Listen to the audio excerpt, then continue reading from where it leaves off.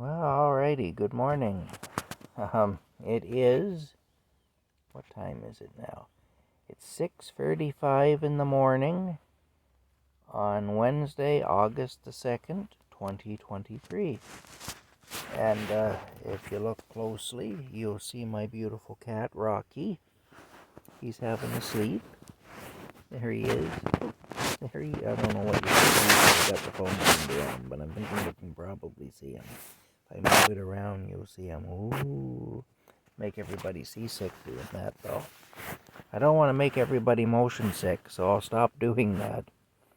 Looking in the phone here, I just realized I got a big scar. It runs right down there. When you have facial hair, you see things that you wouldn't see otherwise.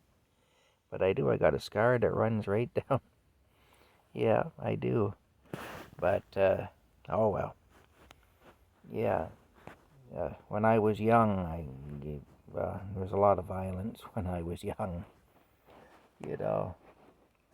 And I had to fight for my life more than once, so that's probably where that comes from. But got my face kicked in many times, and I mean literally booted in, too. So that's where that comes from, more than likely. But until I became a hobo, I didn't really have facial hair. I tended to keep my hair shaved down, on my face. So I was always very clean shaven.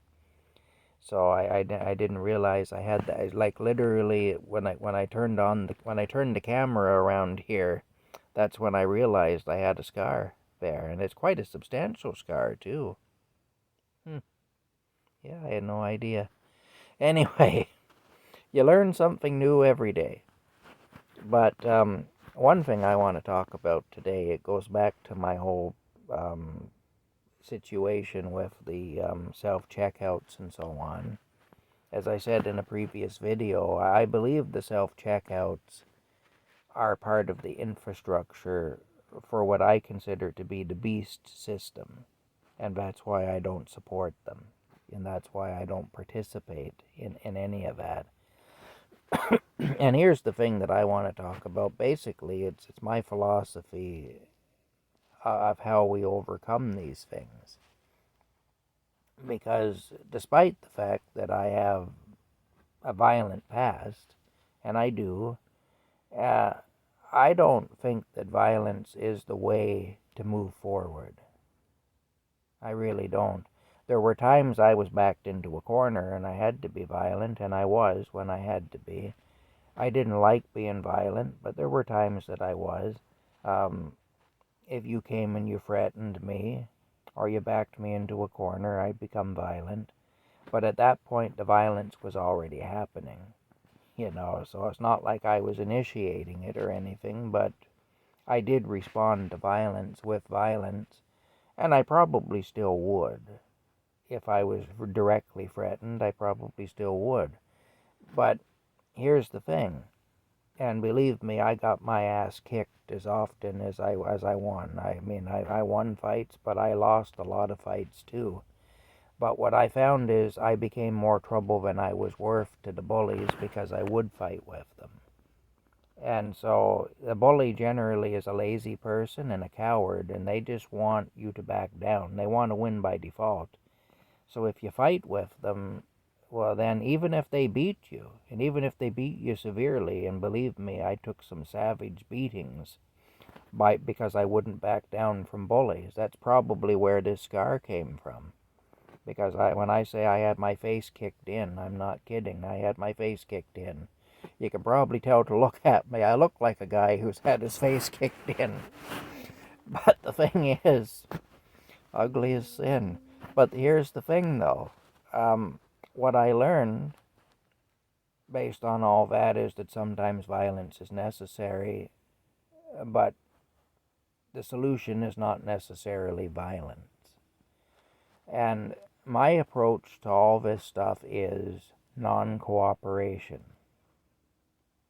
And if you look at it, non-cooperation has affected more change in this world than just about any other strategy. If you look at the civil rights movement in the South, the ones who affected the most change were the ones who simply refused to cooperate. the ones who said, you may oppress me, but I'm not going to cooperate with you while you do it.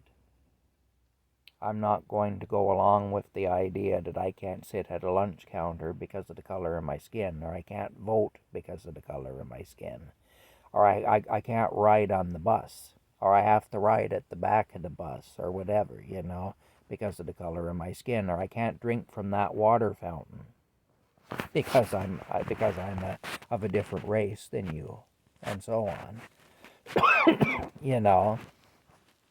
And I think that's the way to do it, is just non-participation. Really, non-participation and passive resistance. Because you see, what happens is, when we use violence, like you take now with the civil rights movement as an example, the racist people who pushed through the Jim Crow laws and enforced all that stuff against a race of people, against a whole race of people. The people who did that, they used the excuse, well, these people are savages. We have to crack down on these people because they're savages. We can't allow them to be free because they'd go crazy and they'd run amok. And so in order to maintain order, we have to have all these laws and rules and so on. Well, the people who went out and they smashed things and beat people up and burned stuff to the ground, they were held up as an example by the racists. The racists said, this is why we do this. See? Look what these people are like. Imagine if we didn't repress them and oppress them. Imagine if they were just free to do as they please. Imagine what they'd do. And so they use that as a justification to continue the oppression. But the people who just refused to participate, they said, look, I'm not going to participate in my oppression. I'm not going to agree to be oppressed. And those people who came at things in a calm, non-violent manner, and they experience violence, and you will. If you don't go along with the program, you will experience violence. But they didn't retaliate with violence. And they showed that they were dignified, sensible, intelligent people who were capable, more than capable, of behaving properly. And that's what got people's sympathy going. People said, wait a minute, why are you oppressing these people? What have they done that they should be oppressed? Doesn't make any sense. It's a crime what you're doing. And that's when things started to change, because people saw that these people are not savages. These are just people, just like us. And they don't deserve to be treated that way. I wouldn't want to be treated that way. Why would I expect them to want to be treated that way, or to go along with it? And so that's my philosophy on it. That's why I don't participate. The truth of the matter is, though, I did participate to a degree. Early on I did, and I'm talking early on as in 30 years ago or more. I always recognized that there was something not right in the world, but I couldn't put my finger on it. I didn't know what it was. And I remember when the bank cards came out, and I was resistant to it at first. There was just something about it that didn't sit right with me. But I eventually gave in, and I got a bank card, and I do use my bank card, my debit card, when I shop and so on. Right now I do it because it would cause hardship. It caused even more hardship in my situation if I had to spend cash all the time, because it would mean having to walk into the bank and get money out of the bank that way and stuff. It'd be an extra walk into town. It'd be putting more miles on my feet than I'm already putting on them. And that's the reason that I'm using my card now. If I do get a vehicle on the road at some point, I intend to stop using the card, except in situations where I have, say if there's an emergency and I don't have enough cash on me, maybe I'll have to use it, but I intend for the most part not to use it, because that's actually part of the infrastructure of the system too. These cards were the very beginning of it, because these cards enabled the powers that be to track our purchases, really to track where we've been, because wherever our card has been used, that's where we've been. And that was the very beginning of it. I didn't recognize it as such at the time. I didn't know why I had an issue with it, but I did, but I didn't know why. I just had a feeling about it, but I didn't understand why I had that feeling. And eventually I gave in, and I gave in for convenience. Because bankers' hours are such, I was working full time when I gave in. And the thing is, I was having to give up a lunch hour every week to go and stand in line at the bank to do my banking. And that's the reason that I gave in and got one of those cards. But looking back on it, that was the beginning, at least of this phase of the introduction of this new system they're bringing out. The other part of it was NAFTA, the North American Free Trade Agreement, which took away all our industry and moved it to third world countries. Now, when they came out with that, I did recognize that for what it was, and I said, this is bad.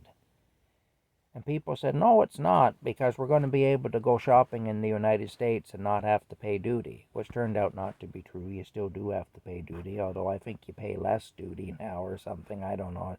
The system's changed, and it doesn't cost you as much to do that as it used to, but you still have to pay duty. But there was that. And the other thing was, we don't want those manufacturing jobs anyway here. We don't want the factories here because they pollute. And I'd say to people, where are all those people going to go to work in the factories? Well, they're going to become IT guys. And this was the big thing. They were retraining all the factory workers to be guys who input data into computers. And it didn't make any sense to me. I didn't understand how that could possibly work. That we were going to replace all the manufacturing jobs with computer-related jobs, but that's what I was told anyway, is that everybody's going to be retrained to be a computer guy. And anyway, that didn't work out very well. Obviously it didn't, and I knew it wouldn't. And the other thing was, when they changed the tax system in the country here, they shifted the tax burden more to the poor and to the middle class.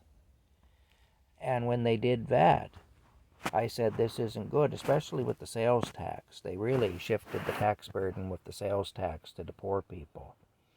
And because they got rid of the manufacturer sales tax and they replaced it with the goods and services tax. And that's affected the poor and the middle class more so than it's affected the wealthy. So they shifted the tax burden. Anyway, at the time I said, that's not good. And the people said, but the government's going to give us money back. They're going to give us a rebate. Okay, for one thing, the government doesn't give you anything. The government doesn't have anything. Anything the government's given you is something they've already taken from you. That's the first thing. Because the government doesn't have any money of its own. The government spends your money. And the second thing is, what they give you back is nothing compared to the extra it's costing you to live now because of the change they've made. They're picking your pocket for $100 and they're giving you $20 back. That's about what it is.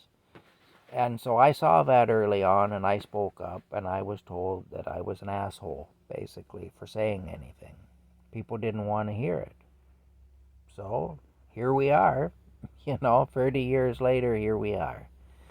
But anyway, the answer isn't violence, and the answer also isn't to go along, and the answer is not to vote our way out of it, because that's not going to work either. A lot of people now are putting a lot of faith in Pierre Poilievre. They figure, he'll be prime minister, we'll get out of this.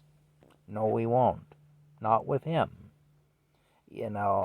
He's smarter than our current Prime Minister, Justin Trudeau. He's a lot smarter, but all that makes him as more dangerous. And we're not going to get out from under this with Pierre Poilievre. I can tell you that right now. He's going to move us forward even more into this mess that we're in. But he's going to be smarter about it than Trudeau was, because Trudeau's a dope. Plain and simple, the man's a dope. He's a walking embarrassment, Trudeau is. Poilievre at least is intelligent.